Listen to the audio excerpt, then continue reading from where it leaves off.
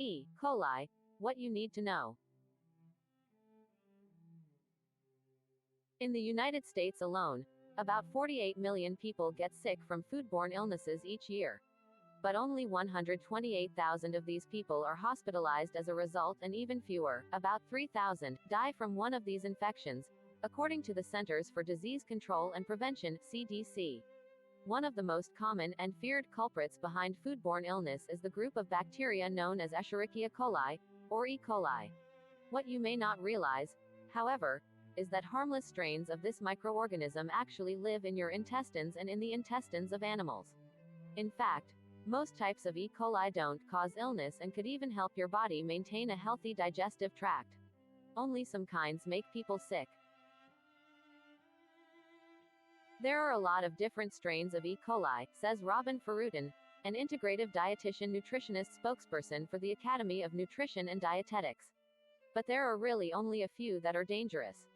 Here's what you need to know about E. coli and how to avoid infection with dangerous strains of the bacteria. How you can get sick. Among the most dangerous types of E. coli that have been tied to outbreaks of foodborne illness in the U.S. is O157H7. This strain of the bacteria can produce a dangerous toxin in the body called Shiga. It lives in the intestines of farm animals including cattle, sheep and goats, and we come into contact with it in more ways than you might realize. It's worth noting that this type of bacteria differs from enterotoxigenic E. coli (ETEC), also known as traveler's diarrhea. Food and water can be contaminated with ETEC from human or animal feces. It most commonly affects children living in developing countries and people traveling abroad.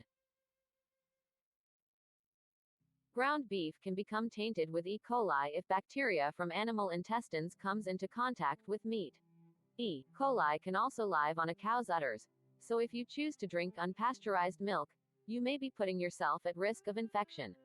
This harmful strain of E. coli can also make its way into produce when water sources that are contaminated with animal or human feces are used to irrigate crops. Some vegetables that are commonly affected include sprouts, lettuce, tomatoes and spinach. E. coli can even taint drinking water and swimming pools. E. coli can be spread by human error as well. In many cases, infection occurs when someone doesn't wash their hands properly before handling food or if meat is undercooked. More on that later.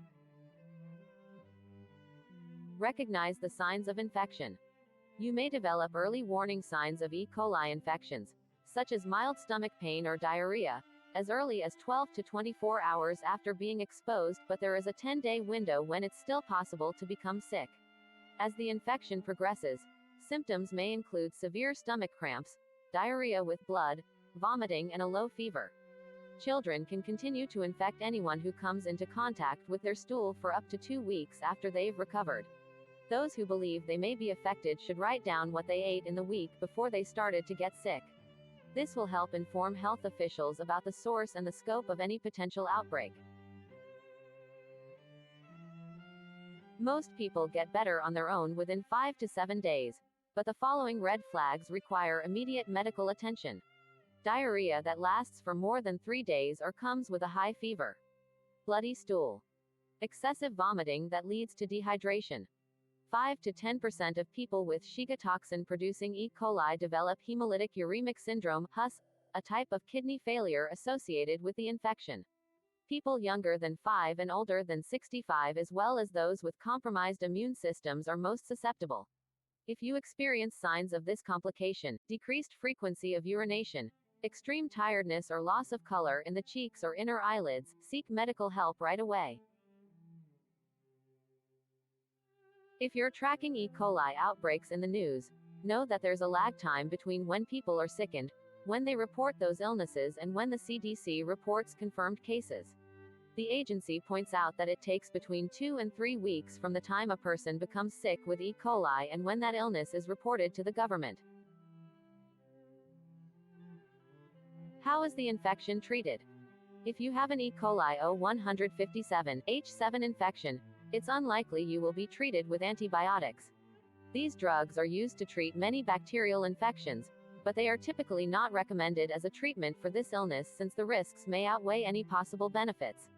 Some studies have suggested that giving patients with E. coli O157H7 infection antibiotics could increase their risk for HUS. Unfortunately, once you're infected, there's not much you can do besides staying hydrated and getting rest. You could take an electrolyte formula as well, or even just put a pinch of salt into your water and drink that, Ferrutin suggests. Prevention is key. You can take simple steps to protect yourself from harmful E. coli infections. Wash your hands. Before you handle produce, make sure you've washed your hands with warm water and soap for at least 20 seconds. This is especially important if you handle dirty diapers or have recently petted animals, especially at the zoo. Want to make sure you're washing long enough? Sing the alphabet while you do so. Wash your produce correctly. You can also have contamination with amoebas and protozoas and different kinds of microscopic parasitic organisms, so it's always a good idea to give your produce a nice rinse for about 30 seconds, says Ferrutin.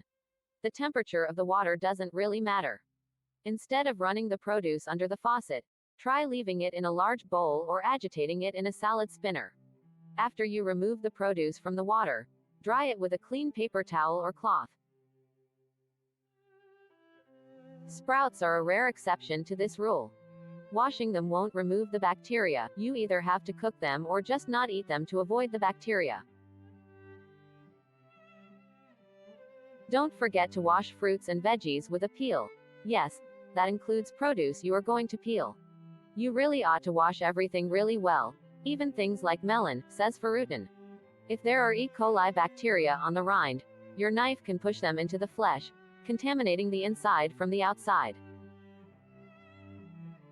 Even pre-packaged veggies can be dirty. You might think pre-packaged lettuce is always already clean and ready to eat, but that's not always the case.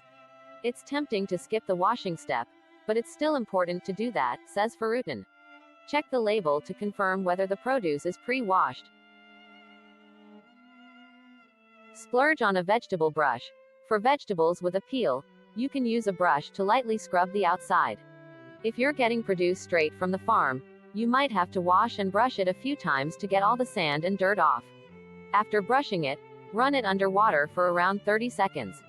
That works well for carrots, squashes and winter squash, where you're not necessarily eating the outside, says Ferrutin. Cook your meat thoroughly. Ground beef should be cooked to an internal temperature of at least 160 degrees Fahrenheit before being served. If your hamburger looks undercooked at a restaurant, send it back. Cook steaks and chops to at least 145 degrees, and any type of poultry to at least 165 degrees. Avoid certain foods. Raw milk, some ciders, certain soft cheeses and other unpasteurized foods may carry dangerous bacteria that cause foodborne illness, including E. coli. If you love this video, please like and subscribe to my channel and click the bell icon to get new video updates.